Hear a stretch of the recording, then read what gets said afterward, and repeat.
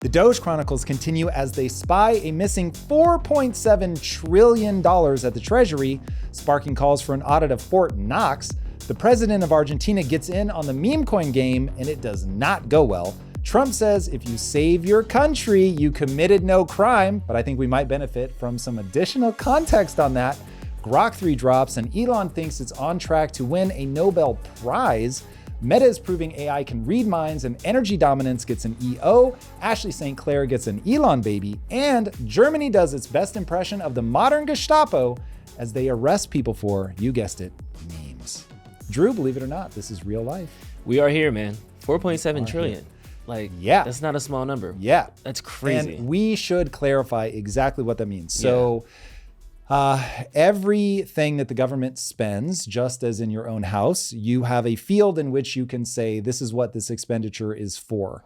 And $4.7 trillion worth of stuff has nothing written there. So they made that an optional field. I want you to imagine when you sign up for an account, like it's all required, Drew. Mm-hmm. Like you got to give them everything, the security code, your address, all that stuff. And the US Treasury made it optional to say what the expense was for. And the number that racks up to is $4.7 trillion. That's so crazy. Now, I don't know over what period of time that is, but even if that's from the beginning of time, Drew, that's a lot of money. I can't tell if there's like a level of ignorance or if this is just really like they don't know. Like it's getting ridiculous, because I know it's one thing to cancel a contract, it's one thing to make the U-turn on DEI, but filling in a budget item, I feel like that wouldn't be that hard. So do you think that the government is just, this is its first time being under the spotlight, or do you think it's just this level of incompetence?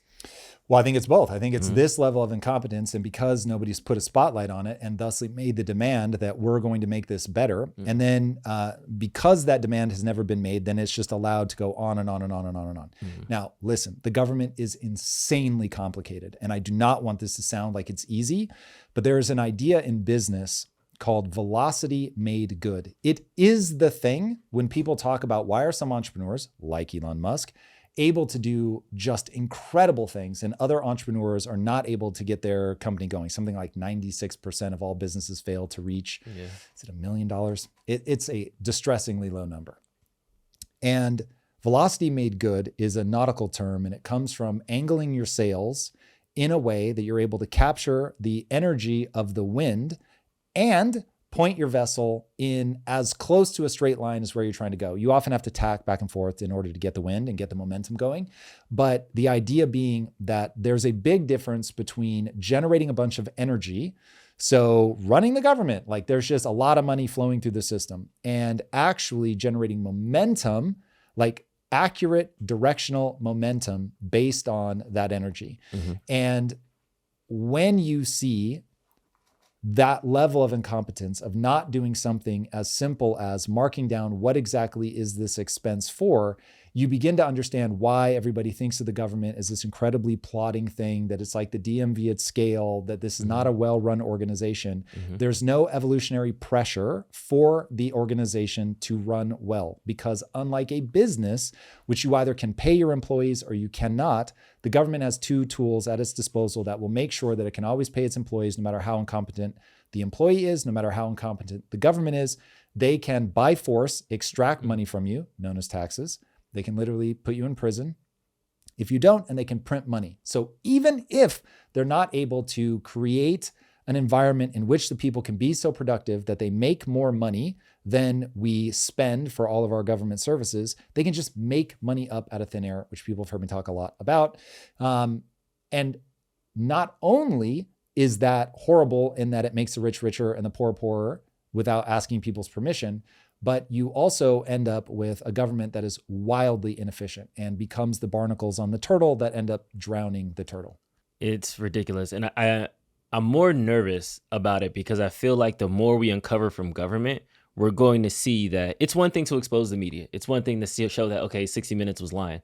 But it's another thing to show that, wait, the government isn't as efficient and isn't as honest and like lied to me about the drones in Jersey, but like at least make sure like the the systems are right. At least make sure we're not running on analog. Like, I'm starting to figure out that like maybe our defense system is still a green screen like back in the day. Like, I'm just nervous what else Doge is uncovering as they continue this process. Which is why I think it is a very good idea that we're doing this. It's also why you're hearing the people that are not in power. For some reason, I feel weird saying the Democrats because I don't want to make them the villain. This is all a part of the human psyche. And when the Republicans aren't in power, they do the exact same thing. But when the team that isn't in power is just squawking about all of this stuff. Now, I do think it's twofold. I think one, they're not in power, and so they're going to be against everything the Republicans do. Yeah. But then two, when you look at the DC voted something like 92 or 94% for Kamala Harris. So there is a way of doing business that the current Democratic Party has embraced that is very much bigger government, spending more money, and it is a philosophy that I think is absolutely horrific for the American people. So very interesting that once you make it a national election, you've got a very different outcome than when you look at the one area that's going to be most benefited from a tremendous amount of the government. They're going to benefit tremendously from the government being as big as possible and pumping a lot of money through the system. It tells you that the government itself as an organism is completely out of step with the rest of the nation. And so seeing people now that happen to go under the moniker of the Republicans adopting what back in the 90s under Clinton was the same strategy, which by the way was winning. They took us from at the time the biggest deficit to the biggest surplus. And my hope is that we're able to do that again.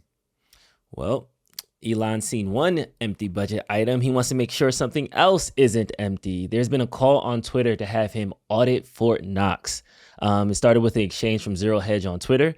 He said it would be great if Elon Musk could take a look inside Fort Knox just to make sure the 4,580 tons of U.S. gold is there.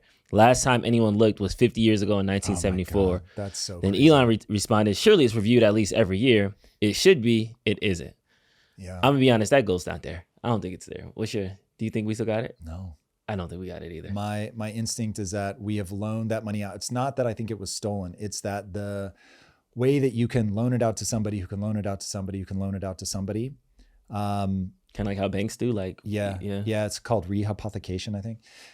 So it's crazy. People just don't understand the nature of the financial system, that so much of it is essentially vaporware. It's you have on your books that somebody owes you a brick of gold, and therefore you count it as I have this asset. But when there's 8 people in a row that all say that they have that same asset, shout out to Peter Schiff, who gave the example of imagine you have a candy bar. And you loan that candy bar out to somebody who loans that candy bar out to somebody who loans that candy bar out to somebody who loans that candy bar out to somebody who finally eats it. And now you've got a whole bunch of people that are like, wait, where's my candy bar? And so now the person who ate it's got to go buy another candy bar to repay. So my gut instinct, I don't know this is pure conjecture, but my gut instinct is some very distressing percentage of that gold is not physically in Fort Knox, which is how the system works. So I don't want people to be like, oh my God, this is fraud, this is theft. This is the system. And you're now potentially seeing, because what's happening right now, this is going to be a very complicated answer. And so I want everybody to understand this is only one reason amongst many others why this is happening. But right now there's like a bunch of people just doing a run on gold. And so you have the potential for a literal run on gold where you can have enough people put in their IOU for that candy bar, only for everybody down the line to be like, wait. There is no candy bar till you finally get to the guy who's like, damn, I ate it, but I'm going to have to go like buy a new one. And if they're unable to get it, now you have a whole bunch of people that are like, wait a second, where the asset that I have is your debt. And that person is saying, I can't pay that debt. And so this is exactly how banks collapse.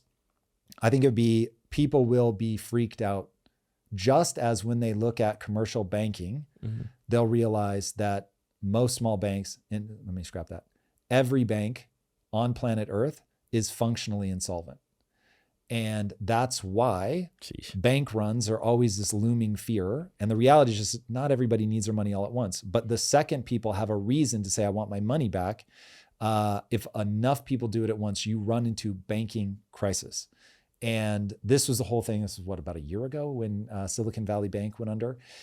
So if we find that we have that with Fort Knox, you're going to have a lot of people feel very insecure, and you never want people feeling insecure about the banking system.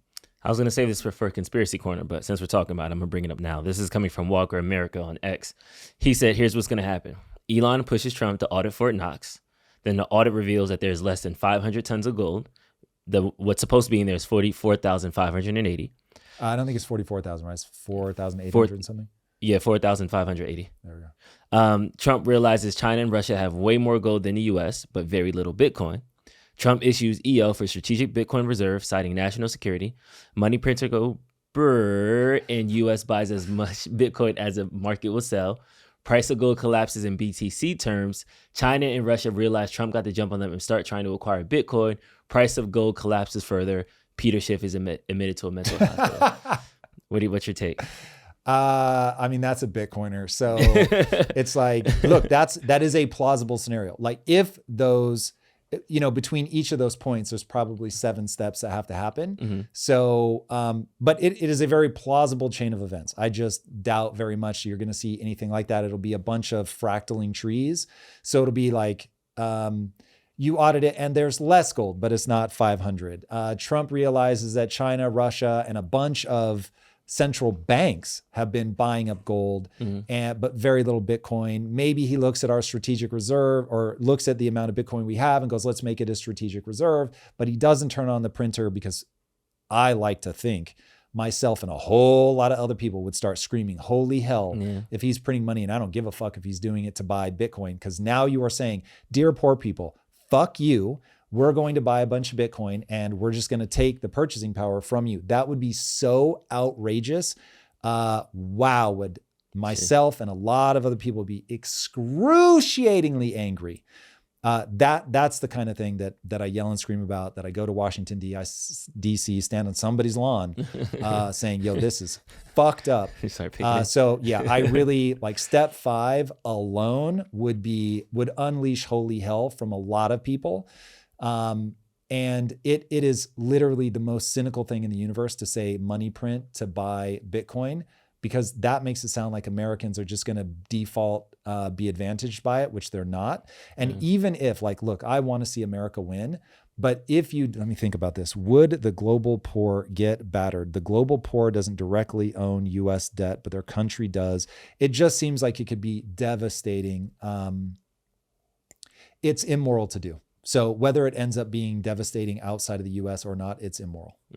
And I would have to hear so much more about what is the US doing with the Bitcoin that it buys? Because look, there is a fantasy that you could spin about, we're going to do this. It'll become part of the strategic wealth fund, the sovereign wealth fund for the US. And we can make this good for Americans. It's too fucking risky. That feels like Sam Bankman-Fried to me. No, don't worry. I know I'm spending your money, but I'm going to spend it in good ways. Now, the bad news is, I think if you count the receipts, Sam actually did it.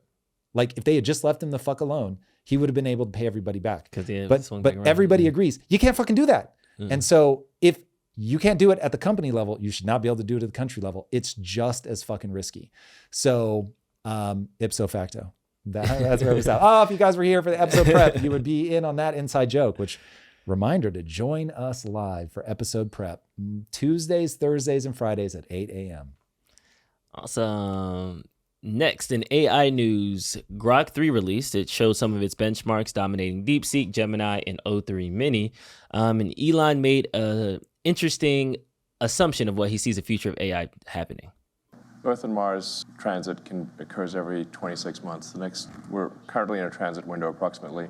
The next one would be November of next year, roughly. All right, stop it for a sec. I want to make sure that I know what the Fields Medal is, but I'm almost certain it is for novel solutions to mathematics, which, if I'm correct, I'm just going to search on Grok.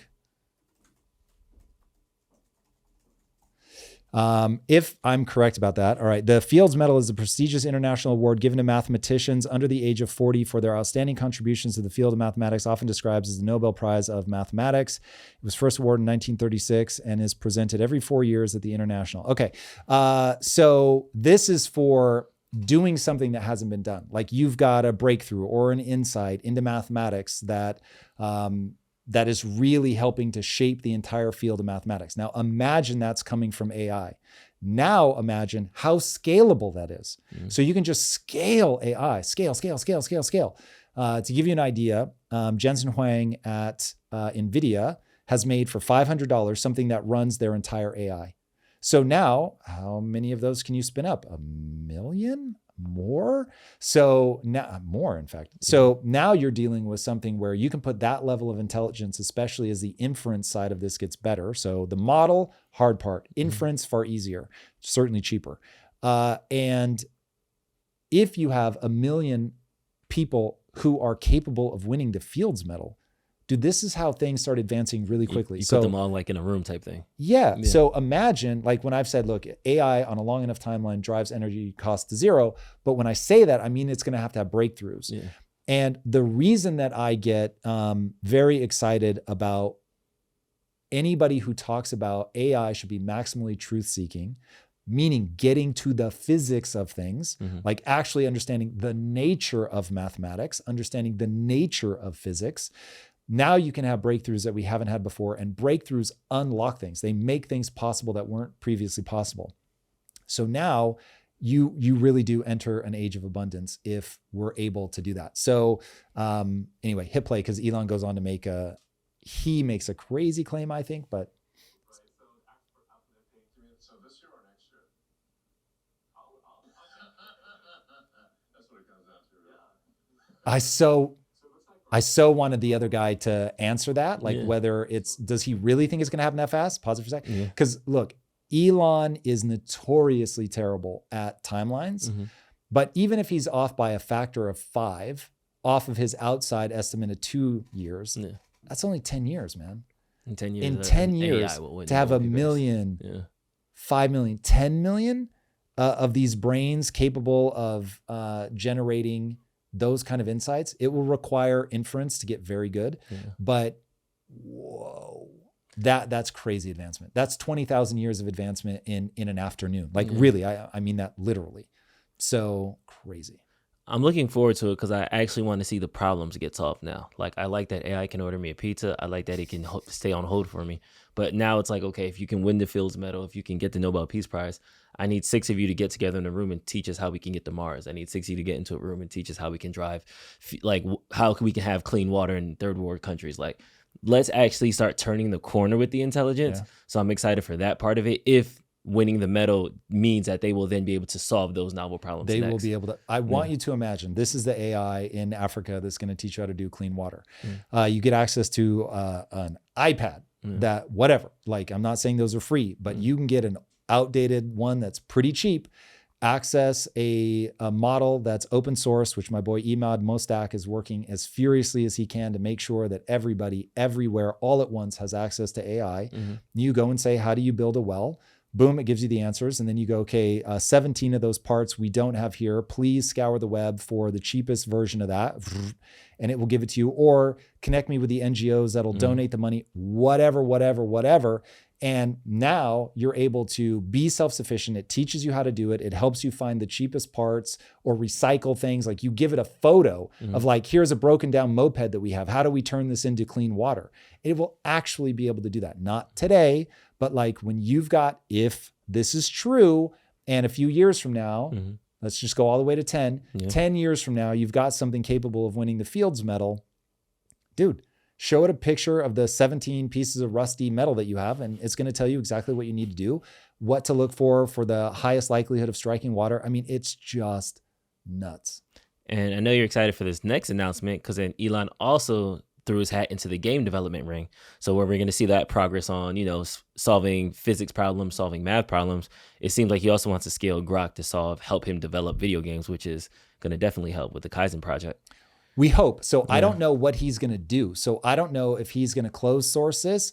With Grok, anyway, he said, every time we get a fully stable version, we'll open source the previous version. So once Grok is fully stable, Grok 3 is fully stable, then they'll release Grok 2. So he said he thinks that it'll be stable, I think, within 6 months. So 6 months from now, Grok 2 becomes open source. I mean, if he does that on the gaming side, that would be absolutely mind-blowing. Now, again, I don't know exactly what their approach is going to be. Are they making really basic games? So the example that they gave was a mixture of, Bejeweled and Tetris. And that kind of stuff is a very simple form of gaming. So I don't know if that's what he's trying to do, like solve really simple problems, or if he's going to get it to create a physics engine inside of the game. Because if you get all your rendering handled and your physics engine, if you can create, rig, animate, drop into a physics engine all with AI, dude, anybody that's tried to develop a game understands it takes a whole lot of people, a whole lot of time. And if you could just go, give me a physics engine that matches Fortnite with the aesthetics of Elden Ring, whatever. And now it's like, boom, you get the characters move just like they move in Fortnite, but you have the difficult sort of puzzle solving against the enemies that you have in Elden Ring, or the scale of the world, like whatever you want to tell it. Oh my God. Drew, if it's doing it based on physics, that's the thing. Like anybody that, and I found this here at Impact Theory, people's base assumption is, oh, I try it for 5 minutes. It doesn't give me an output that I can just copy and paste. AI is broken. No. You've got to go in, you've got to work with it. You've got to understand its weaknesses. You have to know what it does well, what it does poorly, work around it, know how you combine different AIs, know how you bring your own intelligence, your own taste to it, to really make it great. But over a weekend, I went from like, dude, the AI is trash. It can't output anything usable visually, to like, hold the fucking phone. Now I'm able to get this really close to things that it would take us, let's say, a week to do. I'm in a single prompt. Nice. That's nuts. So if they're able to not only make that kind of physics engine, which I'll make as a stand-in for all the different elements that I just laid out, and they open source it, or like with Unreal Engine, the way that they charge is basically they only make money if you're making money. Now you're getting into something where you can generate incredible games very fast, iterate on them to make them deeper and deeper and deeper. Let your own community through UGC fractal those things so that they can do like a branching leaf off of that. It's going to be an incredible moment for micro communities, because you'll be able to have a micro community that is as content rich as only the biggest games are now. We'll get back to the show in a moment, but first, let's talk about a reality many business owners are facing. You understand the power of social media, but you're not posting consistently because the editing process can take precious hours out of your day. Nobody wants to spend hours cutting up videos when they could be running their business. The solution is to turn the things you're already doing into social media content automatically. That's why I'm excited about Opus Clip. Their Clip Anything AI tool is changing everything. All you have to do is upload any long-form video, and Clip Anything automatically finds the best moments and turns them into social-ready clips. Our social team at Impact Theory has been using it to streamline content creation, but this isn't just for media companies. It's for any business owner who needs to maintain a social presence without sacrificing hours to video editing. Here's your chance to try it. Go to opus.pro/clipanything and give it a try for free right now. That's opus.pro/clipanything. And now let's get back to the show. It's interesting to see the future of gaming with AI, but they're already starting, because we just seen this Massimo tweet that shows researchers placed 1,000 AI agents inside a Minecraft server, and they developed their own civilization with government, culture, and economy. Run by California-based startup Altera, the project that had AI agents collaborating to create virtual societies. It's crazy. This is the part that kind of gives me the heebie-jeebies with AI. Why heebie-jeebies? Is it duplicating what humans do, which is create government, culture, and economy, or is that the best way that things have been done? So I'm trying to figure out, are they just kind of copying us with their own free will, or is that like the super intelligent thing to do inside of this like platform? Okay, here's how I know we're living in a simulation. When you start building a game, you realize you're just trying to replicate everything in the world, even if you want to make it alien. So the temperature of the planet is wildly different, and therefore the flora and the fauna are wildly different. Maybe you even come up with something different than DNA, but you have to have, you suddenly realize that the way the world is is how you have to build it. So meaning you keep wanting to push the intelligence deeper and deeper. I want to be surprised. I want to be surprised. And so you start going like, this is one thing we're doing in Project Kaizen, which is the video game we're building. You start saying, okay, my whole thing is I played Fortnite and Minecraft, obsessed with both of those games. And I tried to make a biome inside of Fortnite, inside of Minecraft, where I took a mountain biome and made it a plains biome because different things happen in those places. And so I thought, oh, if I cut down all the trees and make it like a plains biome, it will trigger plains biome-like stuff happening. And I realized it doesn't work. They've obviously put somewhere deep in the code, once you're a mountain biome, that's it forever, no matter what surface looks like, you are mountain biome, period, end story. I was very disappointed by that because I wanted to terraform. I wanted to cause all this downstream chain of things to happen, just like we can in real life. So in real life, if you plant a bunch of trees, it's going to change the ecology around you. So greening of the deserts, we've seen people do this kind of thing. Playing in Fortnite, I beat it and I just get an umbrella. Very disappointing. I want the thing that I win to really matter. So, okay, cool. We're trying to bring those two things together. And so now you start saying, I want to push that intelligence down as far as I can. I want to be surprised. I want things to happen that I never would have predicted. And so you start going, okay, well, what if things mated, right? So the reason that humans use sex for mating instead of cloning, because there are organisms that clone. So why don't humans clone? Because you realize that as you drive this stuff deeper and deeper, deeper down, you end up with a gazillion microbes living in your gut. Now, you don't really think about it in your day-to-day life, but if you're programming this thing and you're trying to push the intelligence down as far as you can, you start saying, well, I want different things to happen if this creature eats this thing versus this thing. And I want different things to happen if they live in this region, they encounter these microbes and they eat this thing. And so then what different cultures will arise? I want to be maximally surprised, right? And to get that kind of, I never would have imagined this.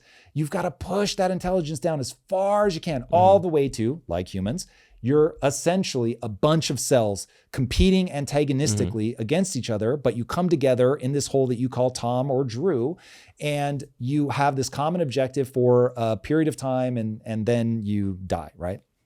So as you start doing game development, you just constantly are going back to, well, what do we do? What do we do? What do we do? How far down can you push the intelligence to get these incredible, beautiful, surprising things like space travel? And you just go, oh my God. You're literally, by thinking from first principles, you literally find yourself replicating this world. Now, not one for one, but you find yourself going, oh, these questions have already been answered. And the answer is the world that I see. And so when I look at something like this, they're not necessarily trying to build civilizations, but as you code the AI, you're saying to yourself, okay, well, how do I get the AI to do things that are functional and they don't just like walk into a wall forever? So then you start going, oh, okay, well, I've got to give them incentives. They've got to want one thing over another. Okay, well, what things should they want? You start saying, well, if they don't cooperate, they'll just kill each other. So, okay, we've got to have some way of getting them to cooperate. And so now all of a sudden you're like, oh my God, I'm reinventing organisms. It's fucking crazy. Now I get it. We have the frame of reference of a human. And so there's a lot of our assumptions that just come from what we already are. Yeah. But, buddy, like even think about, you want to build the universe. Okay, well, for how do you get atoms to coalesce? You want them to replicate? Like that's going to be more interesting. You want a high change environment, right? Yeah. So it's like, well, how do you get a high change environment in a way that yields something interesting? And so you start coding all these rules. And that's why when people look at the universe, they go, hold on a second. There are certain variables that are so precise that if those variables are changed even by a tiny like 0.00000000001%, like the whole universe falls apart.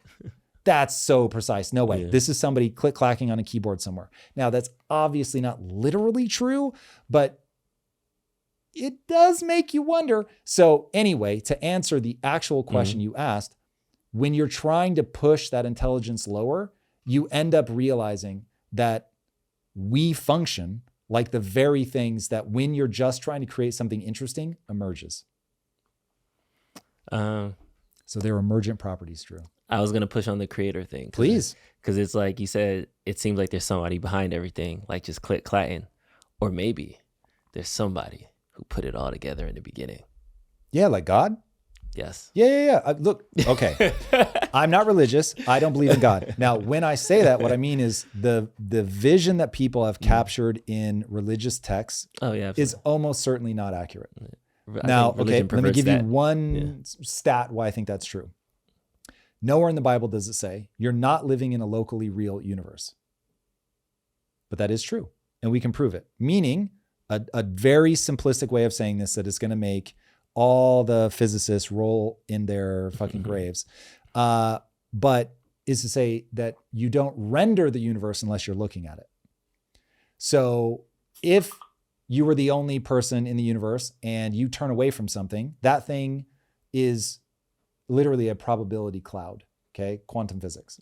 When you look at it, then now it has to collapse down into a single position. So it goes from superposition to like a known measured position.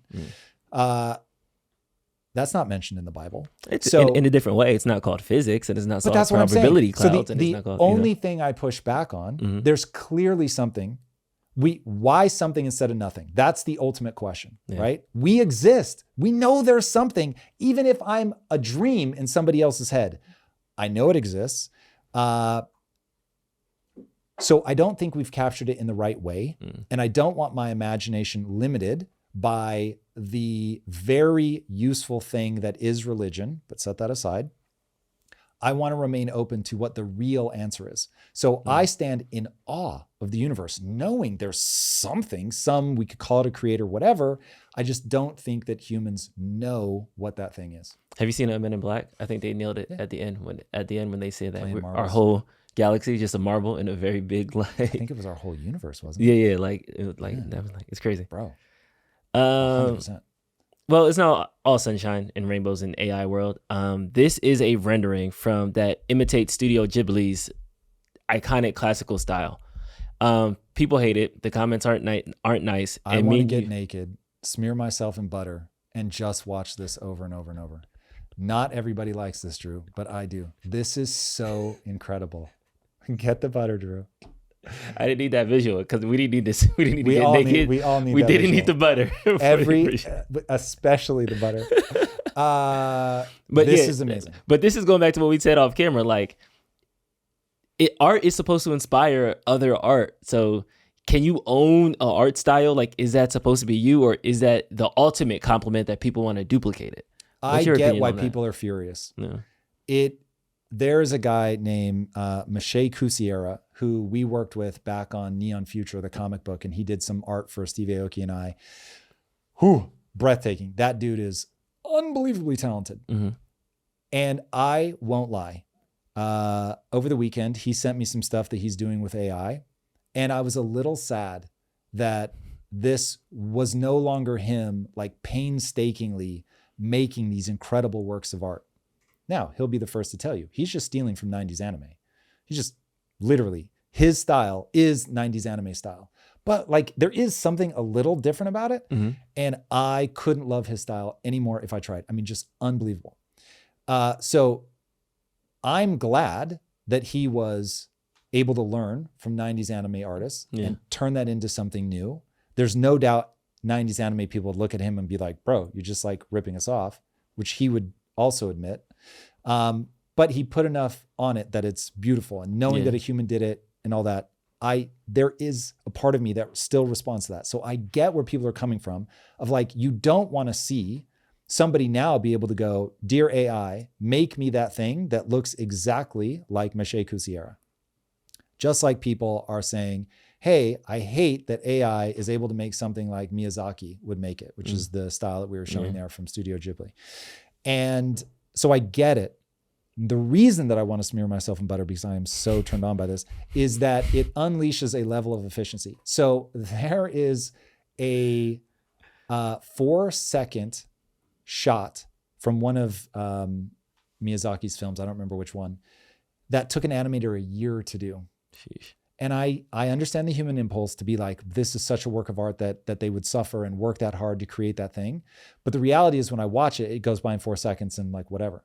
So I would much rather people be able to tell stories that get inside my soul and make me see the world differently. And so I want to unleash them to where it becomes about taste, it becomes about commentary, it becomes about doing the thing to me that I want it to do, which is to manipulate my brain chemistry, give me an insight, make me feel something. That's what I want. Yeah. And so I get the sideshow of it all is like, oh, this was made by a human and it was really hard. And there is something there. There is value in that.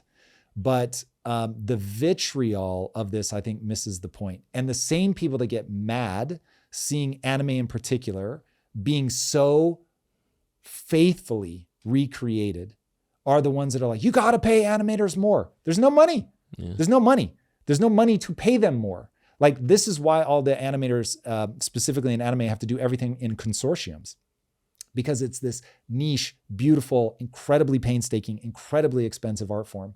And you can't have your cake and eat it too. You can either grind the humans into the dirt because it is so hard to do that you just have to pay them like essentially less than minimum wage to work 36 hours a day, so we can all like consume this shit like candy. And I'm going to bet some of the people squawking the loudest watch this shit at like 1.5. Some of them even watch it at 2x, because part of anime culture is to just take in every episode that you can. So it's like, listen, I think the far wiser way to look at it is this is going to unleash creativity. And now an artist who would have otherwise like toiled in obscurity for 20 years, not been able to make ends meet, is now going to be able to tell these breathtaking stories. So I would love to see some way where when people's work is so clearly being aped, like this literally just looks like it's straight out of Miyazaki's DNA, get financially rewarded for that in some way, or that this becomes open source. I don't know. We have to think about what the final answer is, but being mad that people are doing it is the wrong take aggressively. Yeah. I just wish we could get into people's brains sometimes, but that's what Meta's trying to do now. Heyo. This was crazy. They just published 2 papers showing that they can decode thoughts into text with 80% accuracy. Drew, it's 2025. Will you read that sentence again, please? 80% accuracy is crazy to me. They can read thoughts. 80% like, and it's not invasive. I hit the lead there with that. Like, it's not like they have to drill into your mind and like plant something. You're just wearing sensors and they can get it 80%. Like, that's better than Siri sometimes. Like, this is crazy. Dude, but Siri is a just emotionally, intellectually crippled child. Like, good Lord. Siri needs an upgrade big time. I know we got everything that Elon's doing with Neuralink, but I feel like this could be a game changer. I'm thinking about, kids that can't, are kids who are like late speech. I'm thinking about kids who might be on the spectrum, people who might be neurologically divergent. This can essentially be a way to communicate with them straightforward. With like, this can change lives. Like, this is kind of crazy. This is crazy. Yeah, this one's going to be big. So they're calling it thought to action. So you think a thing and then it's as if you typed on the keyboard or moved the mouse or whatever. This is going to be truly unbelievable, but it also gets dystopian really fast. So this is one of those ones where we're going to have some kind of laws about how this can be used against you. So just like you have the right to plead the fifth and say, I'm not going to do anything that's self-incriminating, you should have the right to refuse to let this be used on you. And because, man. Like in like a confession type situation, or like an interrogation. Put the thing on him, show him images, say whatever, and see how they respond. That gets dystopian and dark very, very, very fast. So look, this stuff isn't all upside. We do have to be thoughtful. This is going to require some, like, imagine somebody hacking into that shit. Like, woof. I do not need somebody hacking into a stream of my thinking. Not a fan. But being able to have something like this that allows, it could allow things like, if you can do it on humans, you can do it on pets. Like, imagine being able to effectively communicate with your pet. Like, this is nuts. Like, the dog, they're looking at you, their tail's vibrating like crazy.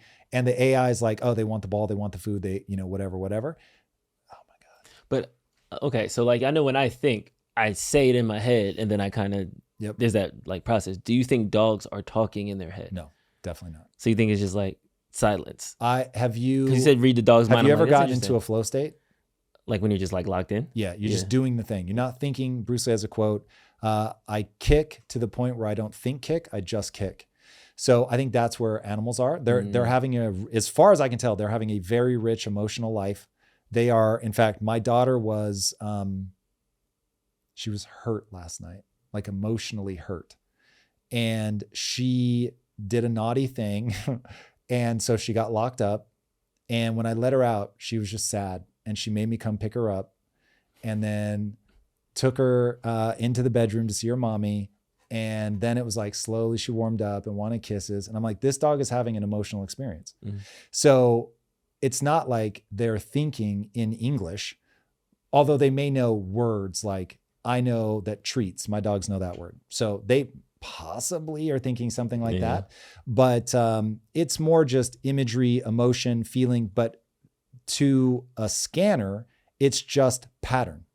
So it's not like the scanner sees words. The scanner just sees a pattern that it knows, oh, every time you think that, you then type this. Cool. I now know that pattern represents the word, whatever. When they're playing a video game, the Neuralink guys, I know when you think this way, you want to move left or you want to move right, whatever. Yeah. So it would be like that. Anyway, I didn't mean to make this about telepathy with dogs, but there are incredible applications. There are also very dark, sinister applications that we will need to protect ourselves from. All right. And this one you kind of threw on my radar. In world affairs and politics news, Trump tweeted yesterday or a couple of days ago, he who saves his country does not violate any law. Yikes. Yeah, it's this like saves makes it weird for me. Bro, dude. I'm going to need some definitions. Yeah. I'm going to need some context because let me tell you, I am the biggest. Trump is not Hitler. Trump is not Hitler. I cannot say that emphatically enough. Trump is not Hitler. But this is the kind of logic that gets people in trouble. That's like, because Hitler would have said, well, I saved my country. What the problem is, everybody? you just stuff a few million people into concentration camps. You gas a few. We're good, right? The outcome, bro. So you got to be real careful with that. So look, I love a lot of things about Donald Trump. I am very excited about what he's doing to the government. And at the same time, I trust him as far as I can fucking throw him. And not even that he's lying, though I'm sure every fucking politician ever has lied nonstop. It's that this is flawed thinking and you have to be psychotically careful. This is why I say people need to distrust themselves. And Trump is just a guy who does not distrust himself. So I have enough distrust for the both of us, Donald. So this is where I want people to understand I'm not on a team. Like somebody put in the comment section yesterday, Tom, you're rapidly losing your, say leftist, your left credentials. Something like that. like the membership card? You can have it. So I'm not trying to be on a team. I'm trying to say that it is figure outable whether given action leads to positive outcome or not. We've seen people run this experiment before where it's like only the outcome matters. Nope. Bad. First of all, who the fuck gets to do the read on the outcome? So anyway, that level of thinking is problematic. I don't think it's unique to him in any way, shape, or form, but that's the kind of shit that we have to be on the lookout for. 234 million views. Holy shit. People felt some kind of way about this. Damn. So, yeah. This is the one that you look out for, Drew. Yeah. That is the one that you watch out for. This is why we want checks and balances in our government. Yay. If this is the like downside, everything's trade-offs. So we get a guy like Trump, not afraid to go in, break things, move fast, like finally fight for the average American worker, love him for it. And if the downside is there's also parts of his thinking that are insane and could cause real fucking problems, that's where we go. That's why the founders of this country were like, hey, we have to protect against this kind of shit. So I don't think he's evil. But I do think that is a dysfunctional way to think. I'm just glad that he has the right to think it and that we embrace free speech. Facts. Where in other countries, not so much. Germany just had a 60 Minutes special last week that just aired that literally is following them, arresting people for memes they post, tweets they post, online activity. I can't make sense of it because it's one thing. Again, we talked about this last week with the Kanye Twitter rant where it's like, okay, it's one thing to go cause for violence. Like I tweeted they're going to assassinate Elon Musk because of after the Pentagon. AI might have read that like I'm trying to assassinate Elon Musk. I got blocked. Cool. I'll be in Twitter jail. I'll take that L. But the things that they're cracking down on like memes, and they're like, it seems as if it's one thing to say the Nazis should come back, let's go burn a village down. And it's another thing to just reshare like a picture. Like, there has to be a line here, right? Like, this can't be normal. This is weird. This is so far from the line. This is crazy. This isn't sliding towards totalitarianism. This is totalitarianism. It's degrees of. It's not like they run the whole country in this sort of ham-fisted way, but this is terrible. This isn't bad thinking. This is bad policy. This is aggressively bad policy. And somebody said, we don't have the clip, but somebody said the Holocaust is because of free speech. Bitch, please. That is the craziest shit ever. That is a moronic thing to say. What happens is it goes like this. You have free speech, and in the world of free speech, you start putting forward hateful rhetoric. Or you start saying, hey, we should crack down on people that are posting memes that we think are mean or hurtful or whatever. And so then people go, ooh, I really like that idea. Yes, we should take free speech away from people. And then you institute a totalitarian government to make sure that people don't have free speech. But let's be clear. It was not the free speech that forced people to show up at your door, raid your house, and put you in jail for what you said. It was the fact that they used free speech to then get in a position where they could take it away from you. So this is the messy reality of being a human. There are always, in a human society, there are always going to be problems like this. And this is why at Impact Theory, we have something that we call principles. This is a Ray Dalio concept where you give everybody dots, you say whatever you think is true, so the entire company can criticize me and say I'm doing a bad job as a CEO. That's perfectly fine. Nobody's going to get fired for that. I need people that help me remove my blind spots. And I say, you can say anything you want. You can campaign for anything you want. The only thing that you can't do is actually eliminate principles. So no matter how much you hate it, principles is going to stay. So it's foundational, it's bedrock, it's not going anywhere. Even if all of you vote and say, we hate this, it's got to go. Nope, it's the one hard and fast. So because it is the thing from which all of the other good things spring. So this is why freedom of speech matters so much, is so foundational. Now, I'm perfectly happy with the limitations that we have, no incitement for violence, terror recruitment, blah, blah, blah, fine. However, this is getting stupid. In the UK is doing this shit. Germany is doing this. This is nuts. And this is exactly how you get people to shut up and not say what they think is true. And if you want to know where that goes, watch the HBO docuseries Chernobyl. Oh my goodness. Such a good show. Unbelievable. Such a good show. Unbelievable. And that's what happens when you force everybody to lie. Yeah. Talk about a pump and dump. He retweeted the Libra coin. It went up, then he sold off. Yeah. Left a bunch of bag holders. You talked about the dangers of meme coins already. Is he in the wrong for this? Do you think that, like, you live by the meme coin, you die by the meme coin? Meme coins, I think meme coins should be legal. I think everybody should be able to do what they want with meme coins. But if you fuck with meme coins, this is their nature. Meme coins is gambling. Meme coins is gambling on culture.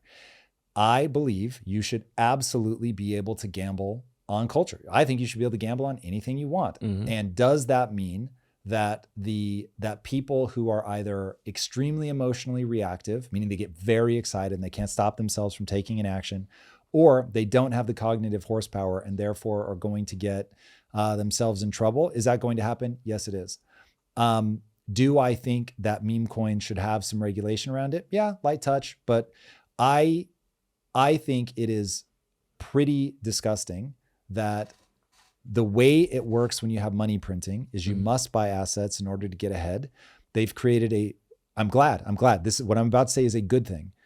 A whole bunch of very smart people over the last, 100+ years have created the capitalist system of like the stock markets and things like that as a function of raising capital. So basically saying, I know people are going to gamble. Let me let them gamble so that companies can acquire that capital and do incredible things with it. It's beautiful. It has pulled people out of poverty. It is just gorgeous in the extreme. But when people start acting like they have no responsibility in that system, that's where we have the problem. So we both have, they're forcing you into the system by inflating your money away. They won't acknowledge it as gambling, which is why I beat this fucking drum to the point where my community gets mad that I refer to it as gambling. Case and fucking point with meme coins. Now, should a president lose sight of the fact that they are the president and their words carry extra weight? I think that they should have an internal locus of, they should have an internal value set that says, yeah, I probably shouldn't do that. If I were him, I'd be like, bro, don't do it. Just like Trump should not have done. Should not from I don't think it should be illegal. Fine, fucking do it. But it's not a good look. It's not a good look. Like I was going to wear a white glove today and I knew people would have a stroke. I think it looks cool. And I am going to do it at some point, if for no other reason than to troll people. But there's a difference between something that's just bad taste versus something that should be illegal. So there should probably be disclosures of some kind so people know what it is, who owns what, blah, blah, blah. But guys, meme coins is quite literally a thing you do to catch the pump and get out before the dump. That is the game of meme coins. That's what they are. They are tied to nothing. It's just not true. They are tied to cultural energy. And you're saying, I have a better read on this cultural energy than the next person. I'm a big influencer and I can get people to be really excited about this thing. And I get them excited and then I'm going to either slowly or quickly get out. And so what I don't understand is how people keep acting like that's not the fucking game. So anyway, I had my early experience with all this where I thought that NFTs, which aren't meme coins, but that kind of thing was going to attract collectors. And I just learned, oh, cool. It doesn't attract collectors. It attracts gamblers. Now I know. And so the world just has to wake up. This is the reality. So I think it's a bad look for Milei. It's at least at my distance. I don't follow him super closely. It's the first thing that I was like, yeah. I hate everything about that. But again, don't think it should be illegal. I think he's right in that you want to fuck with meme coins? Good luck. You're probably going to lose your money. Like 95% of people. I think this is if this isn't literally true, this is so close that we'll just call it directionally accurate. 95% of people lose their money, 5% make their money. Yeah, all my meme coins are red, so I might be in that 95%. You have to pay so deep attention to culture. You've got to be in all the private groups about what people are talking about, what they see moving so that you can move fast. It's the game. I don't like it. I'm not going to play it, but whatever. I think people should be able to, but I also think they should own their L's. Speaking of owning L's, let's just watch this clip. Oh, God. No context. No context. This is so brutal. Let's just watch it.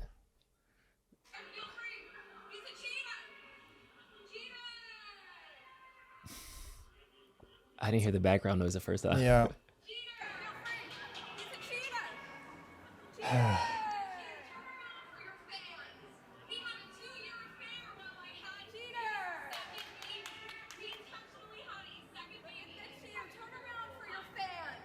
Wow. Okay. All right, Drew. Okay. All right. Everything about this makes me sad. It makes me sad. Okay, let's walk through why this makes me sad. Okay, cheating on your spouse, I think is horrible.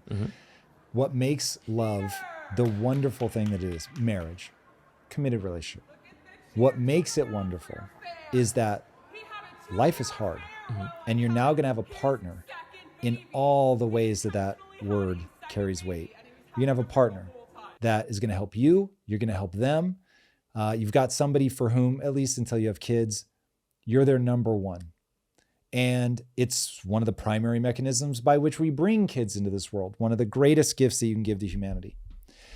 When you betray that trust by the ultimate betrayal for both men and women for different reasons is, for women, it's more hardcore if it's emotional, but to have an affair, for men, it's more painful if it's sexual. But having that affair it takes the foundation upon which all of that like joint living and the sacrifices that you make for each other and all the compromises you have to do, and it recontextualizes it. And it says, oh, wow, all those times that I really thought this person was giving me a look that said, I'm special to them, I'm their number one. It wasn't real. Like it was a performance. And once you make a performance of your own narrative of what your life was, that is a deep pit. So I hate that. I also hate that she just wants to punish him. So she is in a moment of vitriol, vengeance. And read Man's Search for Meaning. There's an incredible moment in that book where Auschwitz gets liberated and they're walking out of the camp. And the guy that wrote the book said, he was talking to one of his fellow prisoners who said, by the end of tonight, I will have the blood of German soldiers on my hands. Meaning I'm going to go murder somebody today. I'm not waiting a week or a month, today. And he was like, that's the wrong response. The guy that wrote the book. Yeah. And he's like, if you give into that, if you let your hate define you and you go seek vengeance, that's what you're telling yourself is the most important. If, on the other hand, you instead go look for those that you love and you immediately begin to reconnect, to love again, to seek the beauty, you've got a shot of getting on the other side of this. Yeah. And so I get her devastation and I get the impulse for vengeance. I have the impulse for vengeance. This is where I say, don't trust yourself. So I hate that about it. I also hate that they're trying to stay together. And so he's allowing himself, he made this mistake, but he's allowing himself to be torn down and humiliated by the person that he's living this life with for reasons I understand, but he's allowing himself to be diminished as an act of penance, to be punished, but it won't work because what she's leaning into is the vengeance, the hatred, the anger. And the only way a couple's ever going to get to the other side of this is if you can forgive and like actually let it go. Now, I'll be honest. This is just me. I think you break something that can't be unbroken when fidelity is involved. And I don't understand why somebody would want to try to move forward. In that context, I would just say devastating. But the thing that makes the relationship worth all the sacrifices is forever gone. Now, if people have done it and gotten on the other side, great. They're just not, they don't have the same frame of reference I have. Yeah. So I love it. And if people have been able to do it and their lives are amazing, I'm totally here for it. I certainly don't have any moral judgment.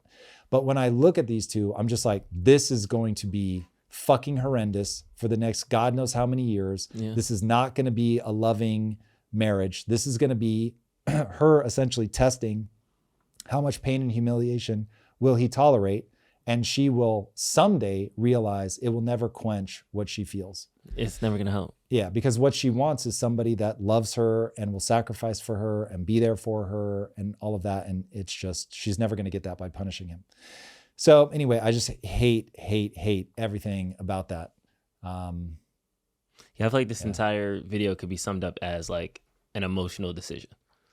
Like, yes, you got your licks off. Yes, he's walking around embarrassed.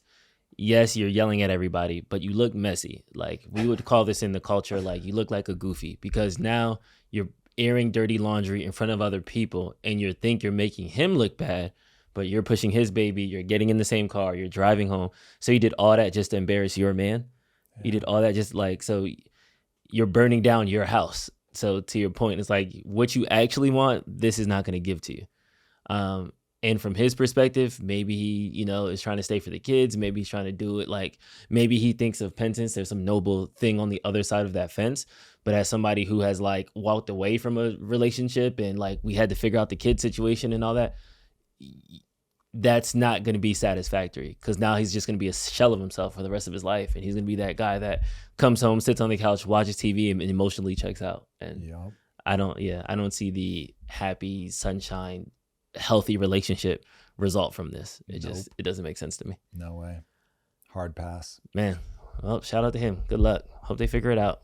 No doubt. That's all I got. All right. Did we cover everything in the intro though? That would be my only thing. I want to make sure I know precious little time, but if we miss something from the intro, Elon baby mama, that's the only thing missing. Oh, okay. There it is. So really fast on the Elon baby mama. Okay. Oh man. Never thought I would have it. You would say those words on the show in that order. I love that people have kids. I think it's amazing. I don't think there's anything to celebrate in somebody having as many children with as many different people seemingly as possible.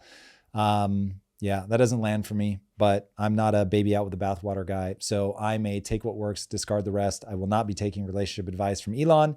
However, as an entrepreneur, woo-wee, as a government auditor, he's got my vote. But as a father, as a partner, maybe not so much. Maybe not so much. So there it is. To each our own. Do what you're going to do. Actions have consequences. Them's are all the truths. And then somebody said the fact that the announcement came over Valentine's Day weekend means that Elon was somewhere else and she just decided to just torch it. Yeah. Be petty. Wow. You know, there it is, boys and girls. look at that. Billionaires just like us all, right? No, we all have that just? one crazy ex-girlfriend, Aren't they right? just? You know, just like the He's rest just of us. got 8 of them. So, it's all right. Collecting them at this point. Okay, everybody. Speaking of things that you should be collecting, if you haven't already subscribed, make sure you do that. Make sure you're joining us live for episode prep at 8 a.m. Pacific time, Tuesday, Thursday, and Friday. We spend about 4 hours engaging with you guys, prepping for the episodes. So if there's stuff you want to see us cover, that is how you're going to be a part of it.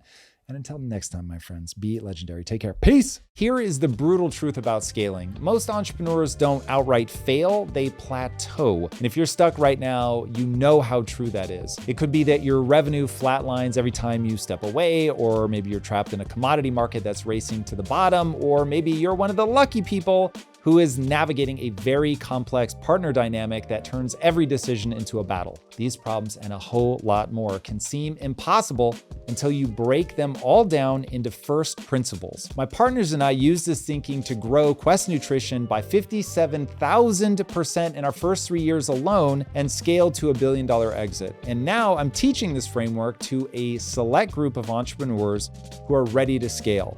Now, I want to be clear, this is not for everybody because I'm looking to work with serious entrepreneurs that already have an established business and a proven track record of execution. If that's you and you want to learn how to break through your biggest business bottlenecks using first principles thinking, be sure to apply now. Just go to impacttheory.com/scale or click the link in the show notes. Again, that's impacttheory.com/scale. If you like this conversation, check out this episode to learn more. Doge dives into the IRS and people freak out. Trump ratchets up, saying Canada will have to become the 51st state, and I freak out. Someone bombed the Chernobyl nuclear facility, but conspiracies...